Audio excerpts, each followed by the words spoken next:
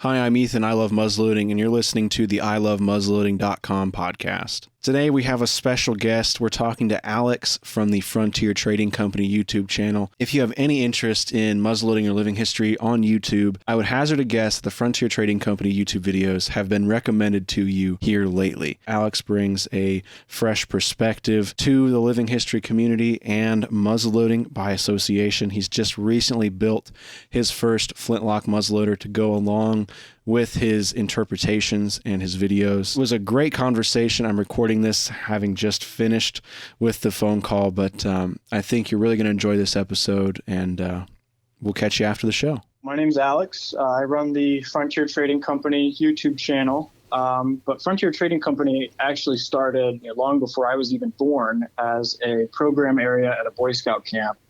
And I grew up in Northwest Ohio. I was raised in scouting. I was raised in the city, in the suburbs.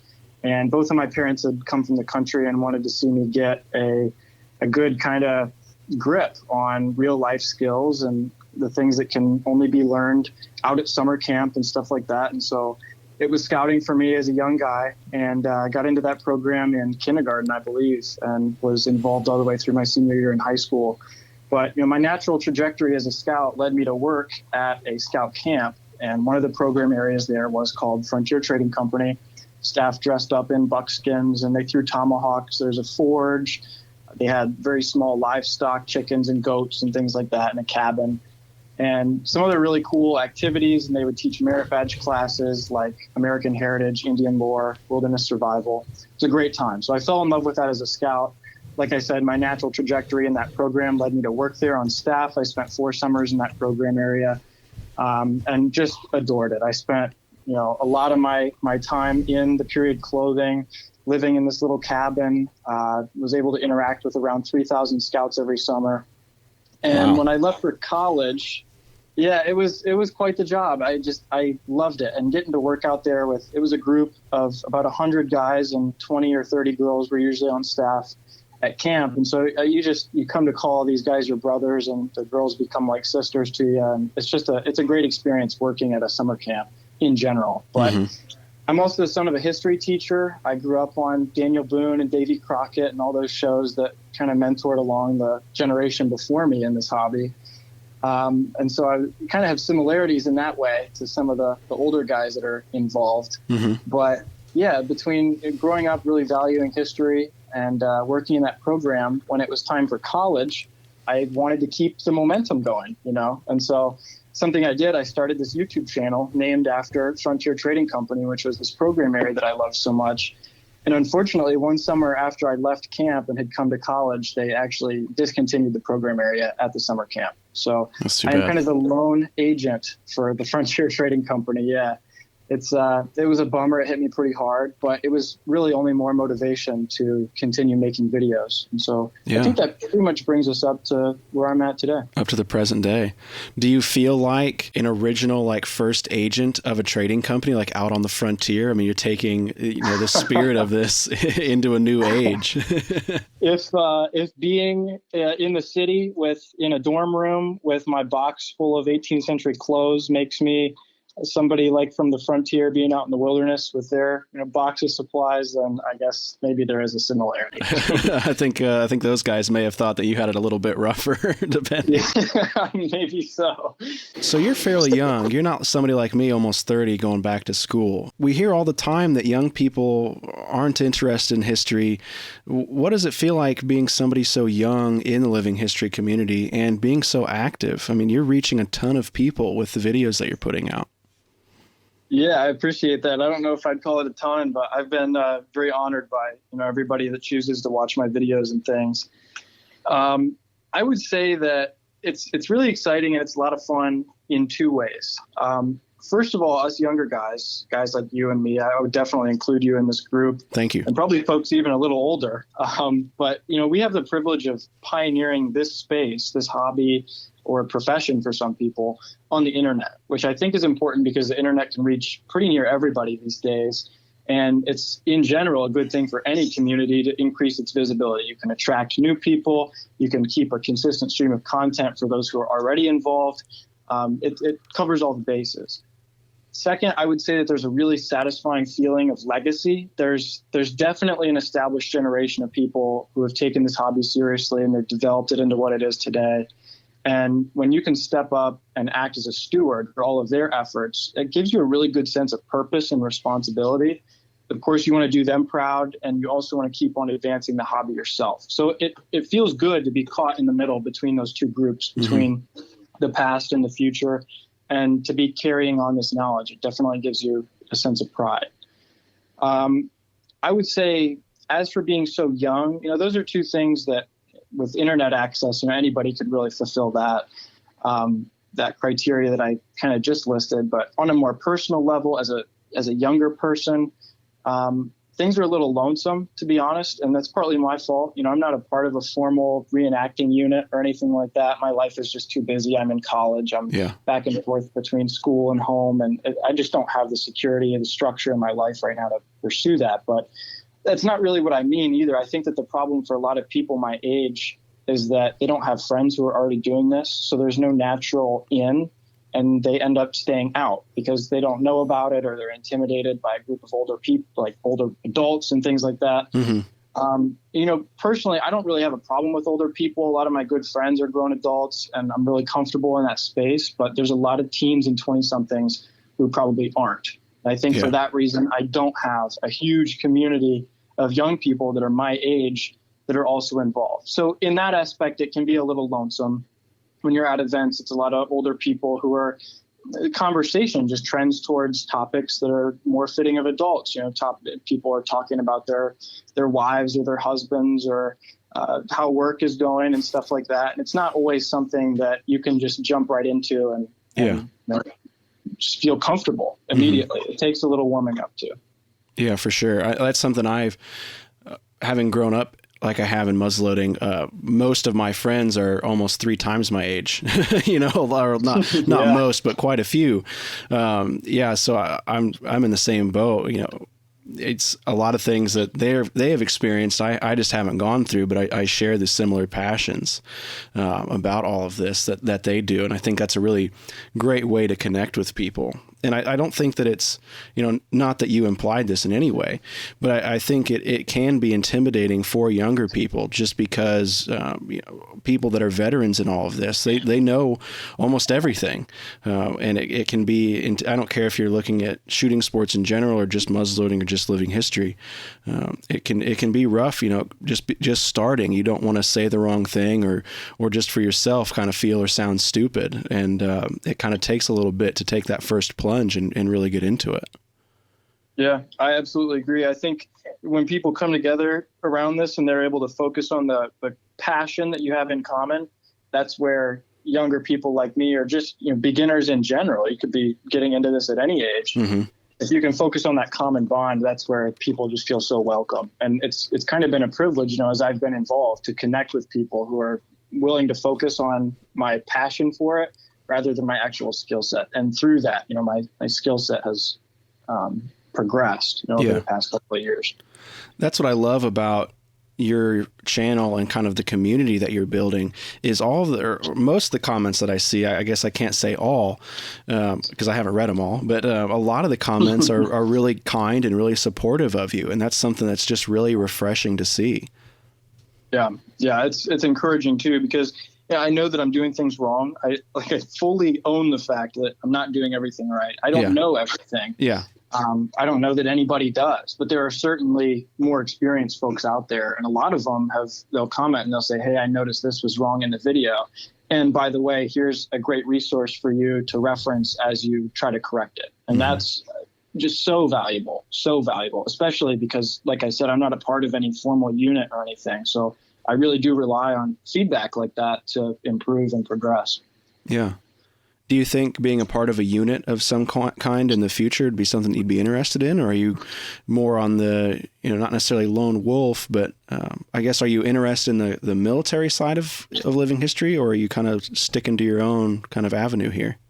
Yeah, I one of the things that really fed my passion, I failed to mention it earlier, but I did grow up in a city that was pretty heavily touched by War of 1812 history. Northwest Ohio area, the old Northwest. And so that portion of America's history was relevant. In my city in the summertime, you can hear cannon fire rolling down Main Street. That's common to see reenactors and living history and all that.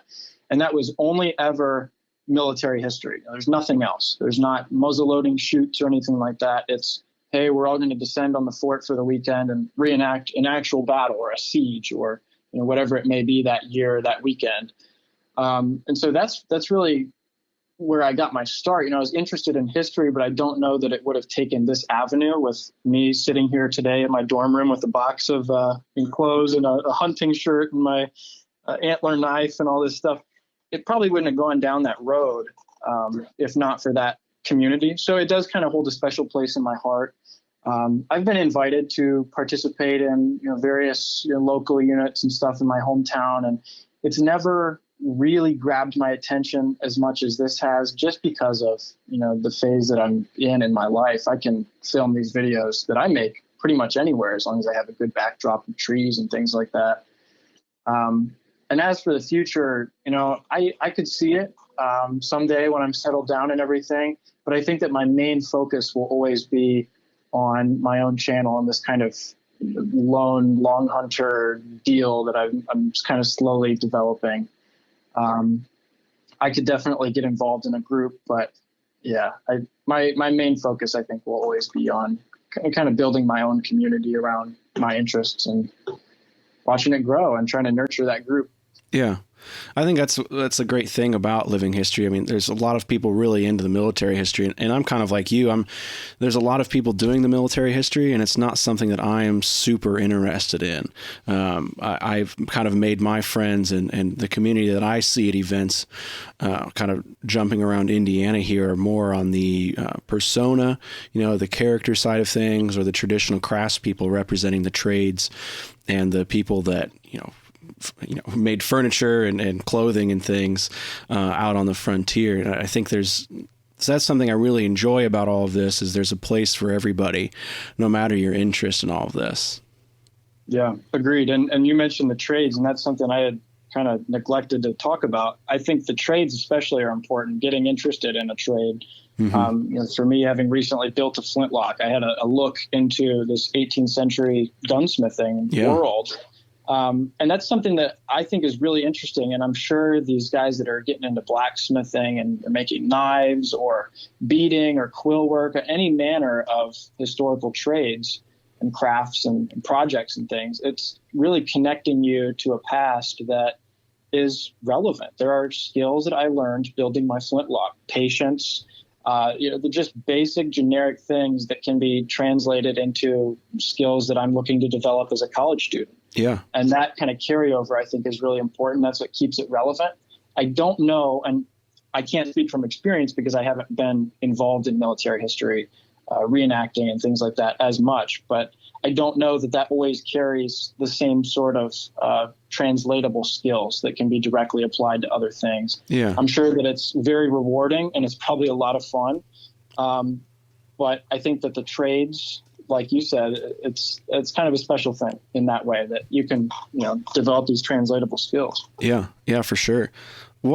Let's dive into your first flintlock, because you told me a little bit about this before the show, and I think it's just I'd like to have you kind of tell us about that experience so that other people out there looking to build their first flintlock, regardless of age, I'm not going to pin this whole episode on you being young, because anybody can get into muzzleloading and living history at any age. But tell us a little bit about that experience. And I think my main question I'd like you to answer is, why did you want to build one versus going out and finding one to purchase?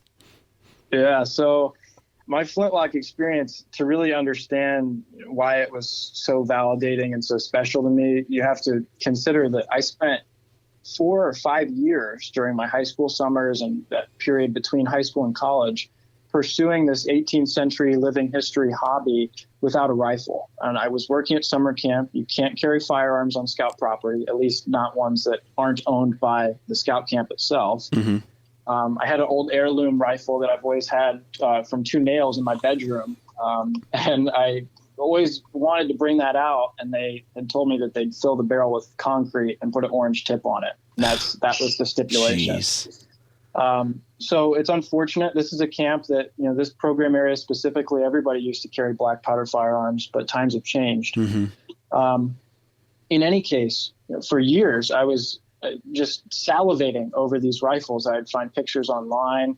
I was aware of Jim Kibler's kits, which is what I ended up building long before I ever gave him a call for the first time. I had watched all the videos on his channel. I'd been watching NMLRA videos, really in an effort to educate myself and to begin to come to a point where I could speak the language of muzzleloading, because I thought that getting my first rifle would come down to ordering a custom-built gun.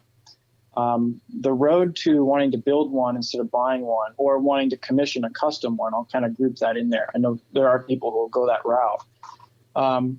That really began as I was looking around online and couldn't find something with the quality that I thought would carry me through this hobby for the next 40 or 50 years. I got a lot of working time left here to learn and grow, and I wanted a rifle that would grow with me, that I could carry forever. Hopefully just one, because I'm coming at this from the perspective of a relatively not financially stable college student. I got a lot of bills coming in and stuff. So broke college kid here trying to get his hands on a really expensive, high quality rifle is thinking, I'm going to have one custom built and budget this out and really be mindful of my spending, or I'm going to end up with a cheaper one from Cabela's or Bass Pro. Not that there's anything wrong with that. There's a lot of people who will choose a little cheaper gun, and I'm sure they work great. But I had bought some cheaper gear before in my time at summer camp, and I was just totally disillusioned with this idea of getting something poor quality and wasting money in the long term, having to buy something again. So building my own came about as I was going through this kind of self-regimented learning cycle, trying to figure out what exactly I wanted in a custom gun. And I realized that this is not something that is totally inaccessible to beginners. You can get involved here and purchase a kit gun and build it yourself. And what better way to ensure quality that's going to last 40 or 50 years than to do it yourself and have control over everything? And this is something that I really did. I determined I want to be a control freak about this process. I want to know everything that's going into this rifle. I want to touch it, have my hands on it, and make it almost like an extension to my body, like these frontiersmen would write about. Carrying their rifle felt like a piece of them. And I wanted to have that feeling, despite not being actually out on the frontier and everything. I wanted to recreate it as much as I could. So building a gun, hands down, eventually I came to this conclusion over years of researching this stuff. And the opportunity didn't really come to me until I got to college here. My university has a program. They'll grant you $2,000 to pursue some kind of creative or artistic endeavor. And when I first heard about that, my first thought was actually that I should probably upgrade a lot of the equipment that I use for my YouTube channel. Like I said, broke college kid here is using a broken tripod from Amazon and an iPhone to film all the videos. So that was my first thought. No, you're using an iPhone. Oh man, that makes it all the better, dude. I couldn't be, that's just amazing. I love it. Yeah. It's what you would probably expect from a college kid. The tripod is actually held together with duct tape. Nice. And audio stuff, it's a cheap lav mic that runs to an old cell phone. I tape that to my back and talk into it and stuff. So that was my first thought. And unfortunately, that doesn't really fulfill this criteria of being an endeavor. It's not an experience. And so immediately I thought, no way that they would let me go and build a Flintlock. And after a really long process, they did. And I took that money and pursued a NMLRA seminar at Western Kentucky University, building a Kibler kit, these same things that I had just drooled over throughout the whole pandemic. I was online. My companions throughout the pandemic, being stuck in my dorm room for a year, became Jim Kibler, you and some of your content on the NMLRA channel, and a handful of others that I just started watching religiously. So that was my window into nature, into history, and being stuck in the city. That was it. So when word came that, your money's cleared, you can do this, the day after that money landed in my account, I was calling Jim Kibler. He picked up the phone. He said, "This is Jim." And I was like, "Oh my God, you're Jim Kibler." And I was like, "I have so much respect for your work." I like bubbled over completely. And he was like, "Okay, calm down." He's a pretty humble guy. Yeah. But that humbleness comes with probably having one of the best kits in the market. And so this opportunity, I knew I couldn't pass up on it.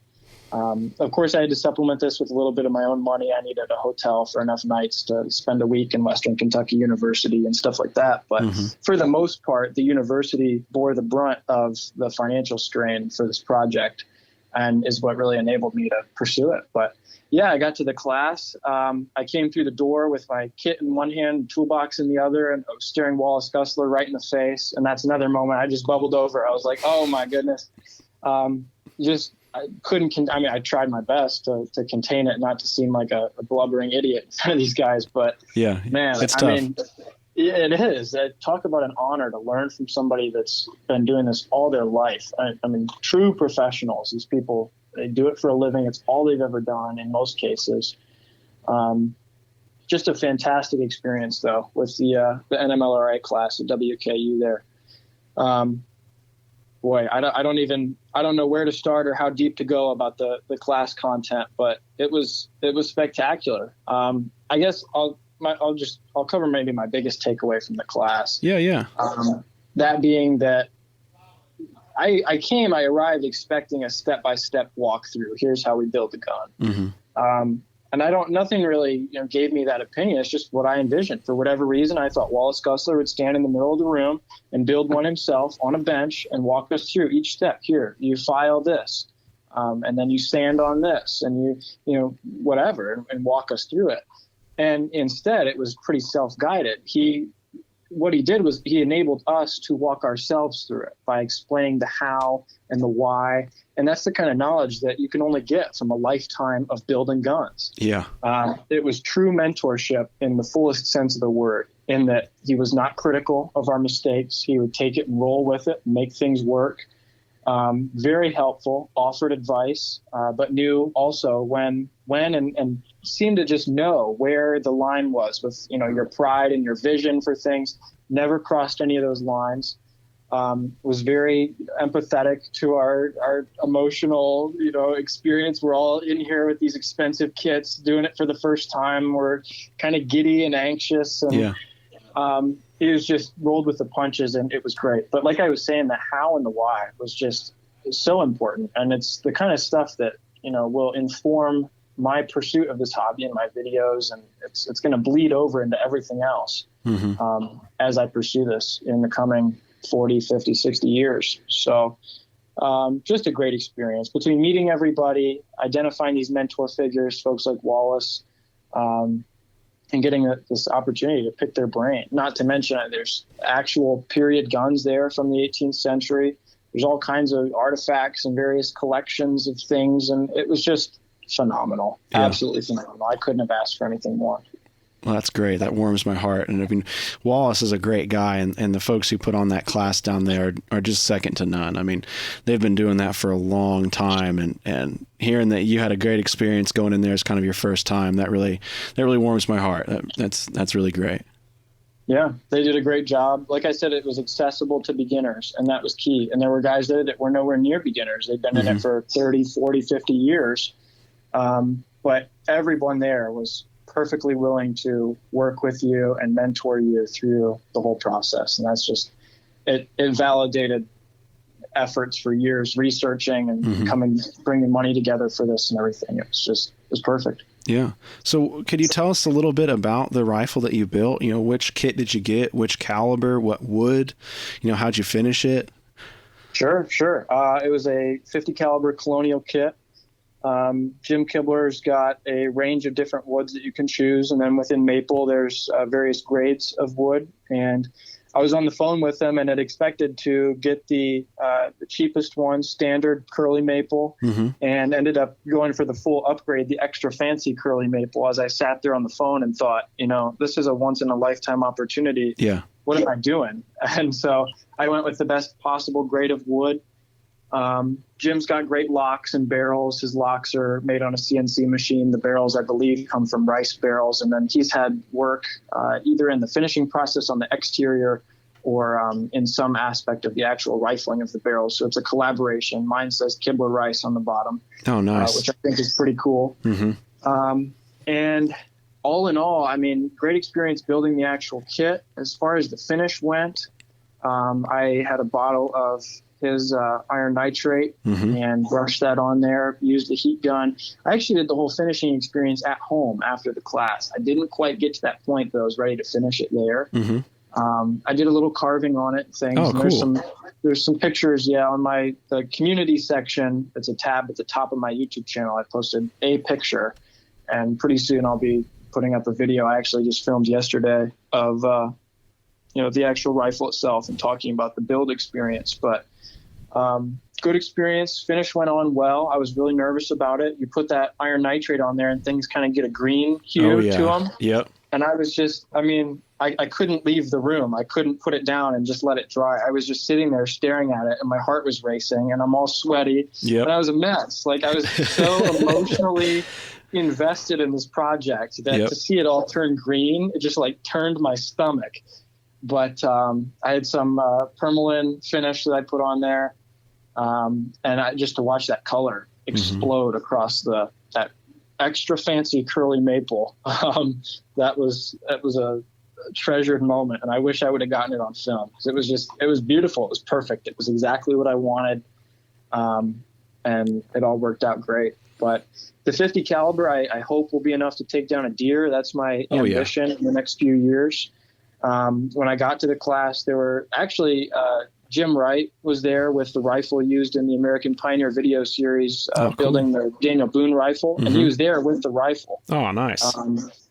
And I didn't handle it or anything. I don't really feel like I am of enough quality as a gun builder to even appreciate it if I had handled it. But I got to take a look at it and was looking down the bore of that thing, and I said to him, I was like, man, this is a massive ball. This thing's got to shoot. And I believe it was a 68.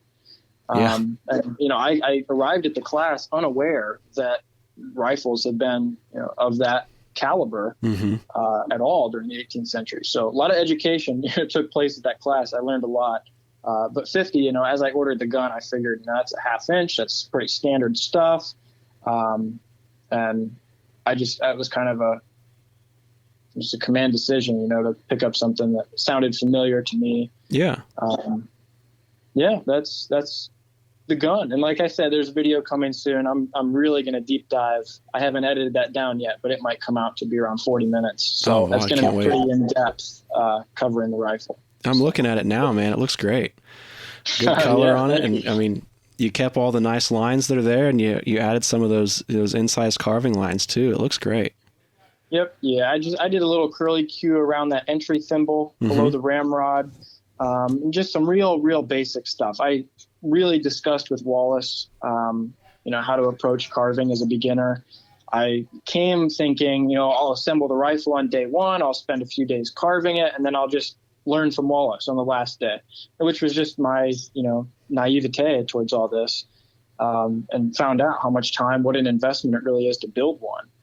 And he advised me against trying to get into any kind of real deep, intricate carving in that stock or anything. And I ended up leaving. I was really proud of what I had, given the amount of work and everything. Despite, I told parents, girlfriend, everybody, I was like, it's going to be so beautifully carved and everything.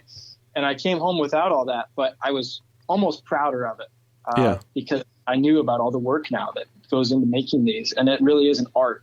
And like I said earlier, to learn that from somebody so experienced it was an honor. Yeah, that's something you'll remember forever, no doubt. Most definitely. I think I've heard that when it comes to the Kibler Colonial, people say the 58 caliber is the most balanced, but that is a much bigger ball than the 50. But I think that's a good choice for it. I built. I didn't go with any fancy wood on mine. I built that Kibler Southern Mountain Rifle, but I went with cherry on the wood, and I'm really glad that I did. There's not a lot of those out there with cherry on them, and it's just sings in the light. So I think you did the right thing, man, picking the extra fancy maple. I think you'll enjoy that for many years.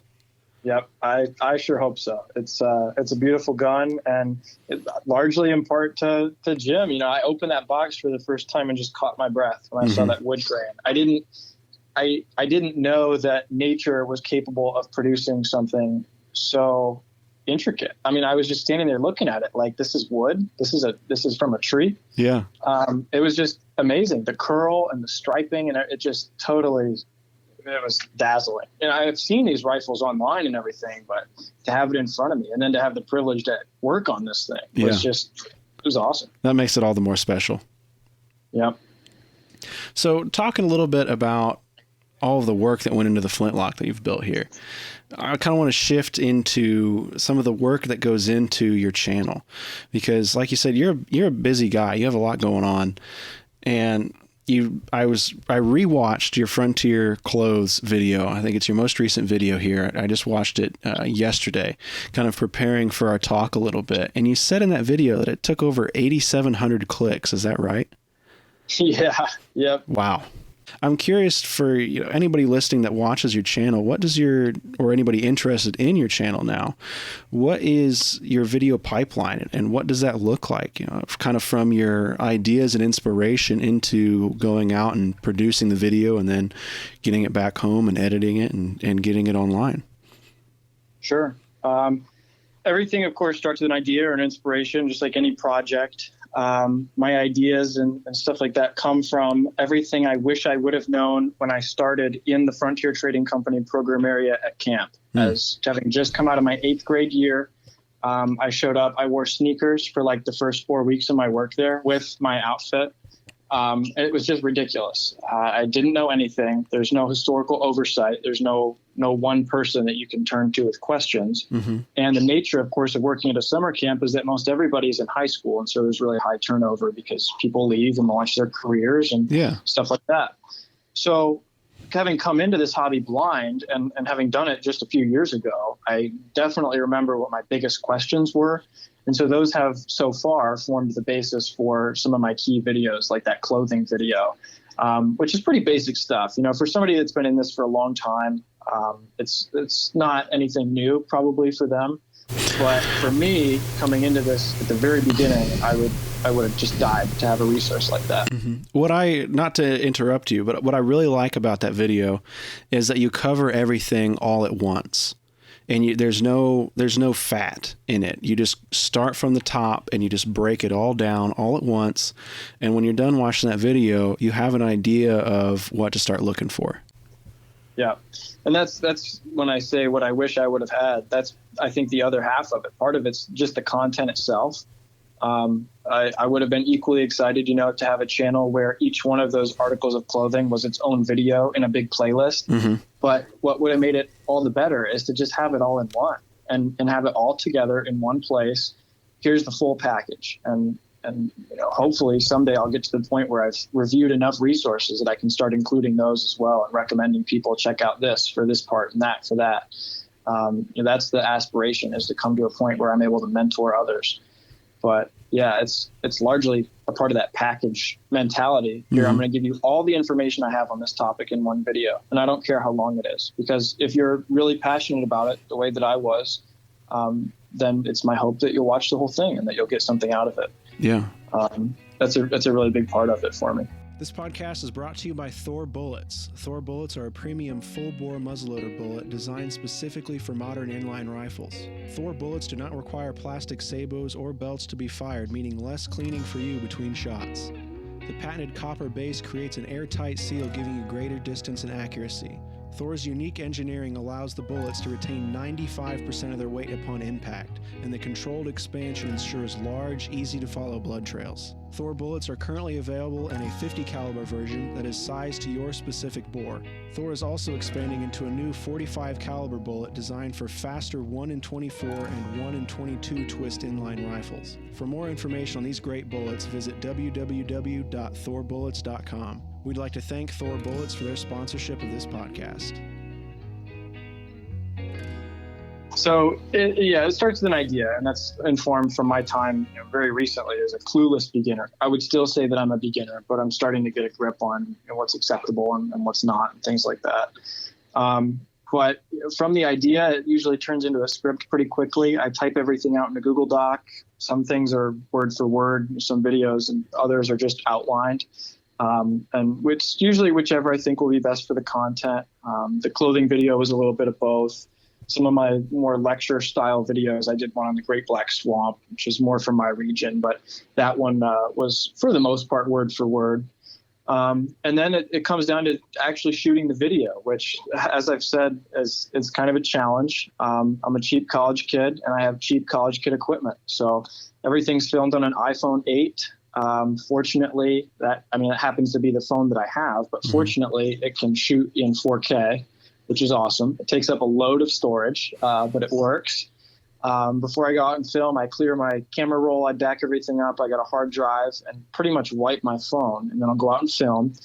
And I have, like I said, a broken tripod that I ordered on Amazon. It's one of the legs is broken, but it's duct taped together. And then sometimes if I'm doing a video that's word for word, I'll duct tape an iPad to that as my teleprompter. Okay. And it sits right below the phone. And even if I'm just outlining a video, I'll usually keep that there and let it hang. And for the teleprompter purposes, I'll put a few keywords so that as I advance through the video, the outline advances with me.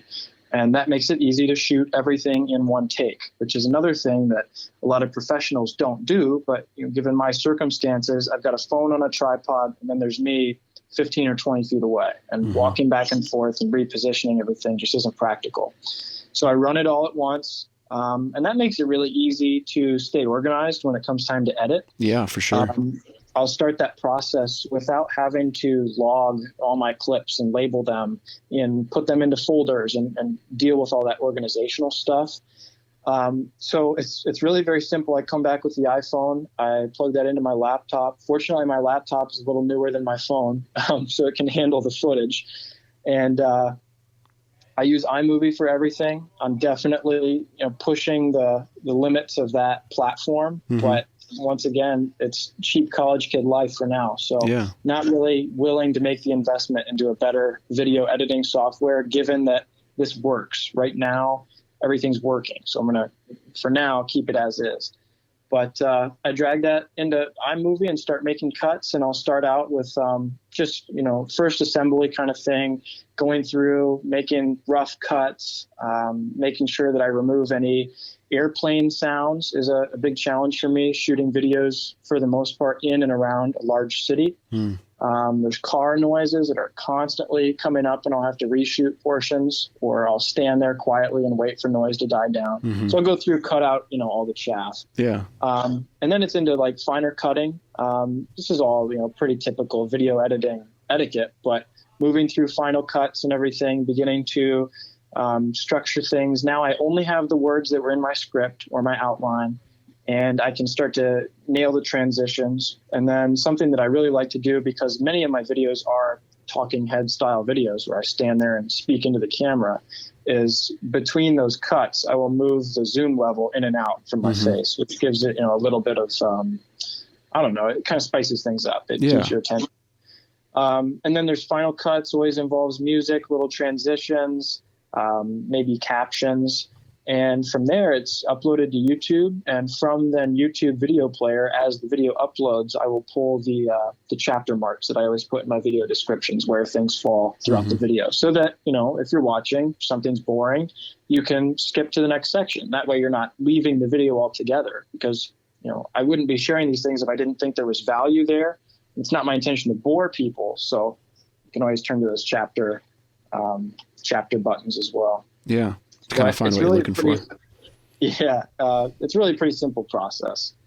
And I have a lot of fun with it. Fortunately, I'm not just into the history. The video editing is fun too. And that's enabled me to come at this and apply my passion, without burning out, given everything else that I'm doing.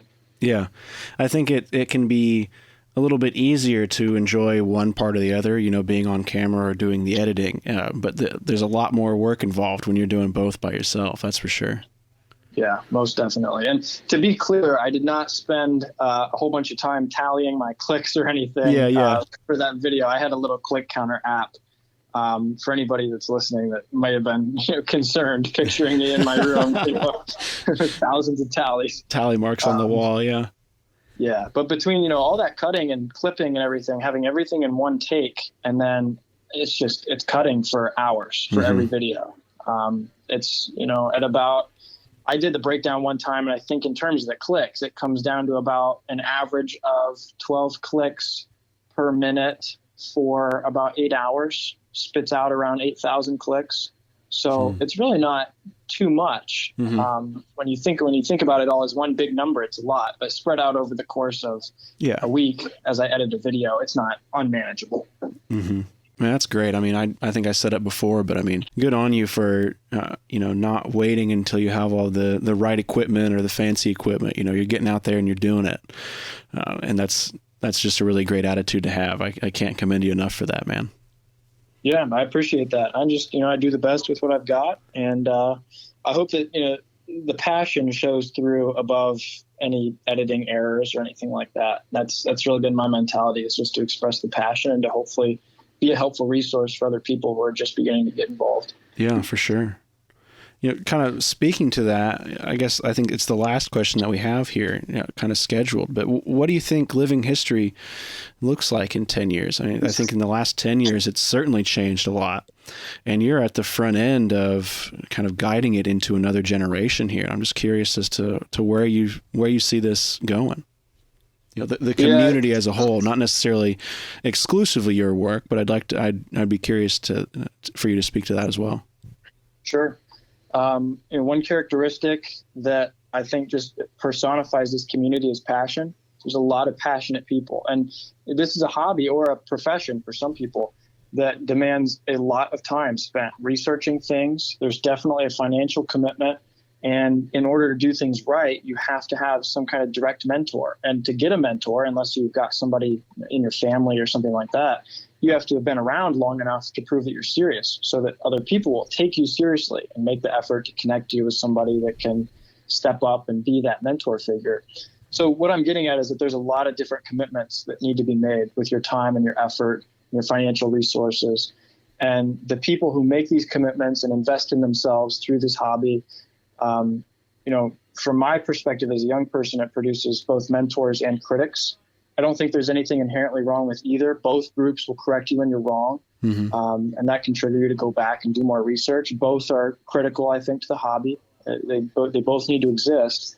But that passion is, I hope, what will drive this hobby forwards. Whichever camp you happen to fall in, if you are serving as an active mentor to a younger person that's involved or not, I hope that it's that passion that will sustain this and carry it into a brighter future.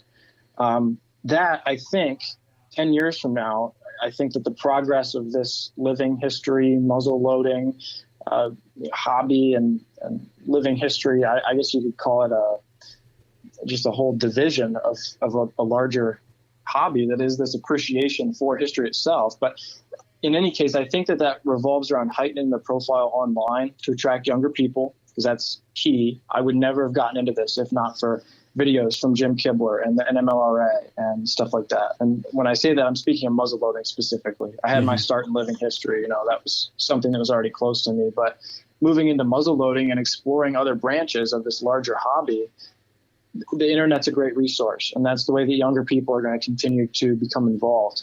And then it's this concept of serving as a mentor instead of a critic. A lot of people get really passionate. They get invested into it, and it's easy to fall into one camp or the other. But in general, if people are willing to serve as mentors, and younger folks like you and I and many others are willing to keep producing content that will reach new and greater numbers of young people, then as a community, if we have those two things, we don't need another historical movie or something like that. We don't have to rely on pop culture or any kind of, there's these things that come and go and cause spikes in the community, and people get real interested and then fall away. But that's exactly that. People get real interested and then they fall away. It's these fleeting moments. And it seems like in the past, that's something that folks in this hobby have kind of relied on. I hope that 10 years from now, we as a community will be saying, hey, we've got this. We don't have to rely on other people. We're going to grow, and that's on us to handle. Nobody's coming to save the day. Hollywood's not going to come and help. And there needs to be active outreach to the rest of the population. And like I said, I see the internet as being a great way to do that. And once they come in, we need to welcome them and walk with them through their mistakes and the learning curve and everything else that's involved in getting involved in this hobby. So I think the outlook is bright as long as people continue to produce good content on the internet to attract younger people and act as mentors as much as they can. Yeah. I think we've talked about it a little bit before the show, but kind of one of the talking points that I bring up a lot when these discussions start on the forums and things about that we need another Jeremiah Johnson or we need another Revenant. I think that while I understand the desire for that, I mean, I would love another Revenant, kind of a contemporary, historical focused movie. I'm not expecting it anytime soon. And I think now we've very well surpassed the amount of historical content like we're talking about here on YouTube than Hollywood will ever produce from our own community of people that love all of this and care about it and want to see it move forward. And that's a passion that we will never see from Hollywood. They will never care about it as much as the community does, and to have those community members like yourself, like Bob McBride, Mark Humphreys, Mike Bellevue, and a load of others that I can't name everybody, but those people stepping out here in the early years of all of this and making sure that somebody that cares about it is getting information out there to bring more people in is going to do more good than I think anything ever will for the sport, for the community, and for history in general, to make sure that all of this is preserved in some form or another. Definitely. Yeah, I couldn't agree more. Kind of on that, I know we only have a few minutes left here. We talked a little bit previously about, kind of the internet and how all of this plays out. I was just curious if you wanted to talk about that a little bit, like concerns about YouTube censorship are, kind of starting to leak into some of what you and I are doing here. And I didn't know if you wanted to, have anything, if you had anything to say on that. Sure. It's something I've had to confront recently as I come into this muzzleloading community. There's nothing inherently censorable about anything that I've done thus far. And I realize that I'm beginning to step into a world that is slowly being censored and is certainly not being promoted the way that other content is. I don't see the YouTube algorithm picking up any videos about muzzleloading and running it on the front page. I think that's obviously it's a detriment to the community when it comes to using the internet as this tool that I've talked about to reach out to young people. Unless that content is somehow put in front of them or they're introduced to it, it's going to be increasingly difficult to leverage the internet as this valuable tool that it has been for most all other hobbies and communities. And so censorship definitely poses a threat, but it's also not something that I'm afraid of. Very soon we'll be publishing this video about my rifle build, and there it is right in the middle of the screen, me standing there with it. Mm-hmm. We talked about prior to the show, using specific words that YouTube may not necessarily associate with firearms yet, like Flintlock, or just people call them smoke poles. Yep. There's all kinds of funny stuff out there. So, if the whole community were to adopt language like that, we could maybe squeeze by and avoid censorship in the near future. But to do that kind of degrades from the authenticity of the hobby too. Mm-hmm. It is what it is. You can't change that. And unfortunately, these art forms that we pursue as Flintlocks can be used to hurt other people. I guess that in itself isn't unfortunate. These are tools, they're weapons. That's what they're designed to do at their core. The unfortunate part is that the hobby has a potential to be villainized. Mm-hmm. And so that's definitely something I think that we can all do good things to avoid. Obviously, there's nobody out committing any mass shootings with a flintlock rifle. But in general, being responsible gun owners and helping to break down the stigma around gun ownership, I think is important. And as far as it goes with muzzleloading and building flintlocks and things like that, even percussion cap rifles, anything that you build yourself is an art form. And if you can communicate that to people before you communicate the idea that it's a weapon, I think that that's also really important. That ability to approach it as art and to communicate the artistic side of things is what allowed my university to grant me $2,000 in funding to pursue a build of my own. Mm-hmm. And it's what's led to many of my classmates and coworkers in college who are a little younger and haven't been exposed to gun ownership and have some pretty strong opinions against it to embrace this. And they're congratulatory when they see the pictures of it. They feel the pride that I have towards having built my own rifle. And that, when you approach it as art and explain how difficult it is to build it and what a process and everything that you learned, it just breaks down all of the stigma against firearms and the idea that you're dangerous if you own one, and things like that. Yeah. So I think that the community, in embracing the artistic side of it, which we already do for the most part in this muzzleloading community, and then in just, you can't be too afraid, I think, of the censorship. We're going to have to continue to build a community. And unfortunately, if YouTube decides to demonetize videos or outright delete them or censor them in other ways, I hope that the passion that I've outlined throughout my time on the show today shows through, and the community is able to move elsewhere and adopt and change as times change. I think that's, wow, very well said. Very well said, my friend. That's fantastic. Yeah, that's my hope, is that people will see the art in this and will appreciate that before they see the maybe scary side of gun ownership that they don't fully understand. I think fear, of course, is always born of a failure to understand. And so in educating and expressing the art, I think it'll allow other people to value muzzleloading as a whole. Definitely. In a new way. I think as long as there are people in the community willing to get out in front of somebody else who isn't in the community and doesn't know a whole lot about it and present it in the best possible light, focusing on that history, on the art, and on what makes these special. I mean, makes the history special, makes the art special, makes the firearm special. I think as long as there's somebody there that cares about it out in front to define it, I think that it can never be villainized or totally extinguished, for sure. Yeah, it's a classic piece of Americana. I mean, to me, nothing screams America or the frontier or a pride in your history like a Flintlock rifle. It's a beautiful, artistic, it's a work of art, and it embodies so much of our frontier past, that, as long as there's anybody with any sense of patriotism around, I think that there's going to be a value towards muzzleloading and flintlocks in general. Yeah. Well, to kind of close it out here, Alex, where can people find you online if they're not familiar with you? Kind of give a little shout out to what you do, and I'll make sure to link everything in the show notes so that anybody listening can find Alex here as soon as they click a button.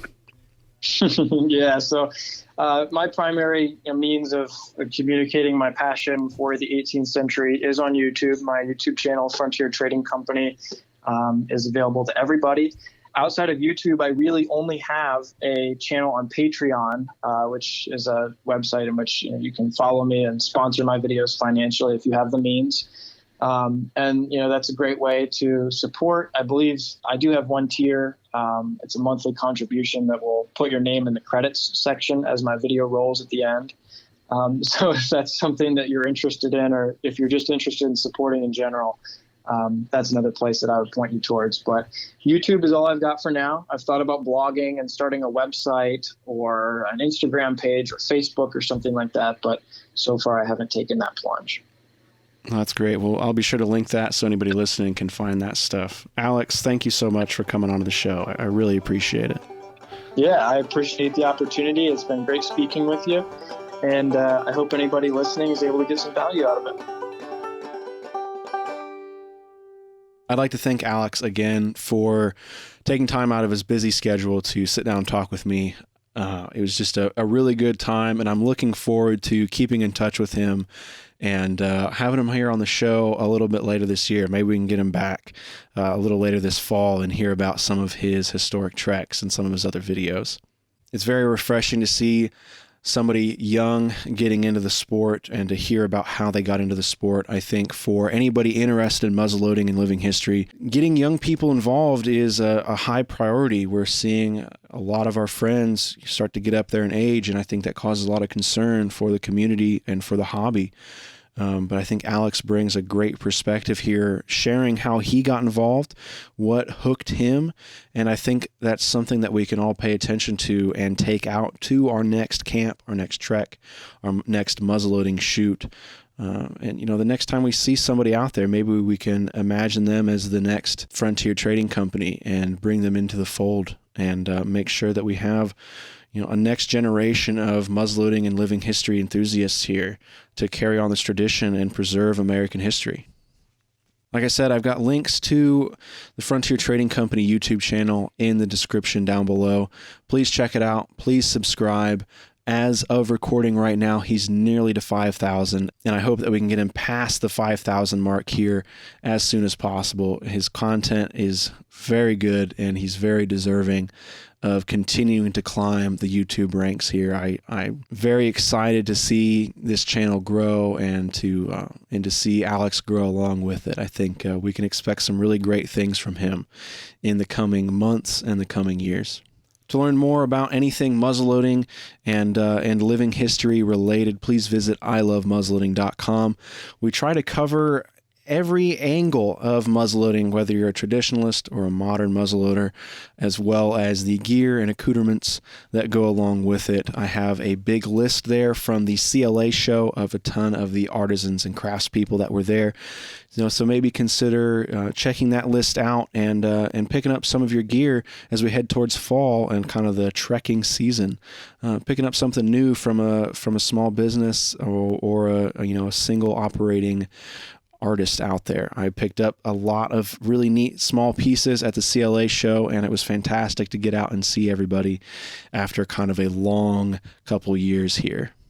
If you're interested in the stuff that Alex is talking about on the Frontier Trading Company YouTube channel, check out some of the fall reenactments and the fall living history events that pop up just about everywhere every fall. There's usually a couple in every state. I know in Indiana here we have Mississinawa 1812 coming up, as well as the Feast of the Hunter's Moon, Kokomo Foster, and 5 Medals at the Trace is coming back this year. So all these events are run really by a lot of local nonprofits and small business owners, and checking these out and supporting them, you're supporting those events and making sure that they continue, but you're also supporting the preservation of American history and the small businesses and the mom and pop shops that set up and display their wares and demonstrate early American crafts and military history all at these events. So making sure that those events continue is super important. So check out some of those events, and I'm sure there's something in your local area in a short drive that you can really make a day out of and really enjoy seeing some American living history in action. Once again, I'm Ethan. I love muzzleloading. Thank you so much for watching. If you could rate the podcast wherever you're listening, giving us a little star rating, regardless of how you feel about it. If you don't like it, you can leave a 1-star review. But if you could leave a star rating, tell the algorithm what you think about the show, and maybe leave a little comment as to why you enjoy it or don't enjoy it. That really helps us get out and reach some more people to try to get them into muzzleloading and living history. I'm Ethan. I love muzzleloading. Thank you so much for watching or listening. It's the podcast. But thank you, and we'll catch you next time.